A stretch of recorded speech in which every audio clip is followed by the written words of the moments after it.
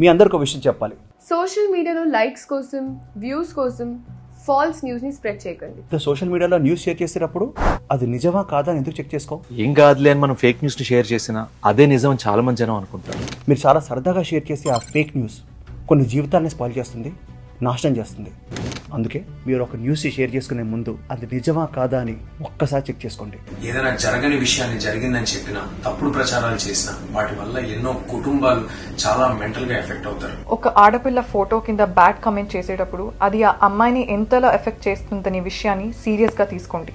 ఏమవుతుందిలే అని ఒక అమ్మాయి పోస్ట్ కింద మనం బ్యాడ్ కామెంట్స్ పెడితే వాటిని చదివి వాళ్ళు చాలా డిస్టర్బ్ అవుతారు. ఏం కాదులే అని మీరు ఆడపిల్లల ఫోటోల కింద, వీడియోల కింద సోషల్ మీడియాలో పెట్టే కామెంట్స్ వాళ్ళ మైండ్ సెట్ ని చాలా డిస్టర్బ్ చేస్తాయి. ఈ విషయాలు దృష్టిలో పెట్టుకుని మనందరం కూడా సోషల్ మీడియాని సక్రమంగా వాడుకుందాం తప్ప ఇతరుల యొక్క మనసులు బాధపడేటట్టుగా, ప్రత్యేకించి కుటుంబ సభ్యుల్ని, మహిళలని ఉద్దేశించి అసభ్యకరమైన పోస్టులు పెట్టకుండా మనని మనం నియంత్రించుకుని సభ్యతా సంస్కారాల్ని చాటి చెప్దాం. సోషల్ మీడియాని 10 మందికి ఉపయోగపడేలా వాడతాం, ఇబ్బంది పెట్టేలా కాదు. ఇక్కడ నుంచి సోషల్ మీడియాని ఓన్లీ బెటర్ ఎక్స్పీరియన్స్ కోసం మనం యూజ్ చేద్దాం.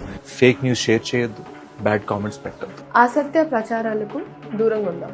సామాజిక బాధ్యత వహిద్దాం. పోస్ట్ నో ఈవిల్, చెడు పోస్ట్ చేయవద్దు.